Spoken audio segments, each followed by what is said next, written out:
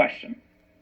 Are you willing tonight to condemn white supremacists and militia groups and to say that they need to stand down? Sure, Are you I'm willing prepared to do that. specifically? I'm willing to do anything. I want to see Well, peace. Joining me now is Candace Owens, founder of the Blexit Movement and author of Blackout. Candace, I guess being against white supremacy and saying, of course, I'm for peace. That question has been asked and answered 1,000 times, yet the press obsesses over it when they can't challenge him on his results.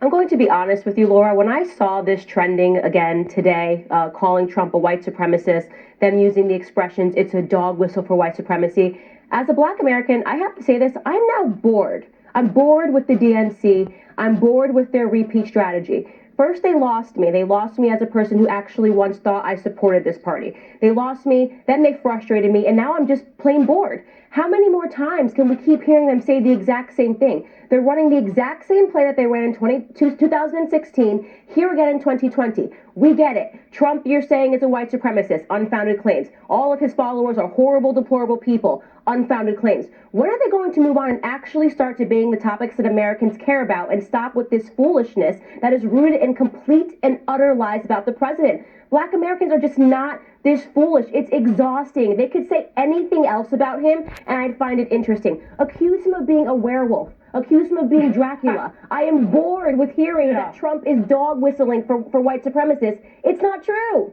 I can't remember if it was Tucker who said this, but if Trump's a racist, he's the worst racist ever because he does all this great stuff and has, criminal justice reform, enterprise zones, opportunity zones. Then he does the, great unemployment numbers and so forth. So he's the worst racist ever. But I have to go back to something you and I have discussed before, speaking of bored, but it's Biden's, it's touchstone for him. He launched his campaign supposedly on Trump's purported praise of the white supremacists and Nazis in Charlottesville. So it's so well worn out that Biden, of course, splattered it all over the screen again last night. Close your eyes. Remember what those people look like coming out of the fields carrying torches, their veins bulging, spewing anti-Semitic bile, and accompanied by the Ku Klux Klan. A young woman got killed. And they asked the president what he thought. He said there were very fine people on both sides. Candace, that's been debunked so many times. How do they keep getting away with this lie? It makes me want to yawn. And by the way, can we just talk about Joe Biden and his record? This is a man who said his mentor and best friend, and he eulogized him at a funeral, was Robert Byrd, the former Grand Wizard of the Ku Klux Klan. So please don't play this game, Joe Biden, because he will lose, and he will lose quickly. I wish Trump had responded to this foolishness during the debates last night by hitting Joe Biden on all of this stuff. Yeah. Joe Biden has an abhorrent record on race. You know that. I know that. He was pro-segregation. He did call Black Americans super predators. We need to unearth that clip. And I don't know why nobody is holding him accountable for that stuff. He said that we wanted to be segregation. He said Black Americans preferred to be segregated and that it was what we wanted. He fought for that in the Senate at the same time that he was authoring, which Trump accurately called him out on, the 1994 crime bill. So this is all just so ridiculous.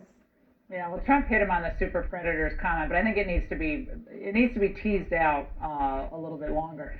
And the critical race theory issue, which I think a lot of Americans are just beginning to understand what it really means now.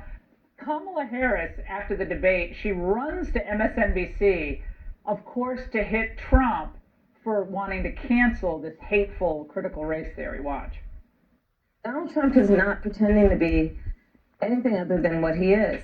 Someone who is getting rid of training of federal employees around the issue of race and the need to be aware of implicit bias. It's not a dog whistle. Literally, he's talking through a bullhorn. Candace. What we need to see on the Republican side is people need to actually educate Americans about what critical race theory is. You know what it is. I know what it is. Honestly, what Democrats are doing is what they do best. They're attempting to re-segregate society like they did in the past. They are attempting to make black people and white people hate one another, as well as hate the country that they live in. I am personally strongly against critical race theory. It has nothing to do with empathizing or sympathizing for black people. It is about anger, and it is a Marxist ideology that they are trying to now put into classrooms and put into the workplace, and it is wrong. And Trump is right to speak out against it. Yeah, you might not believe you're racist, but the training tells you you're racist. So you might not think anything differently of people with a different skin color, but you do feel that way. So it's very controlling, and it's the old Marxist playbook. And Candace, thank you so much. Wonderful to see you tonight.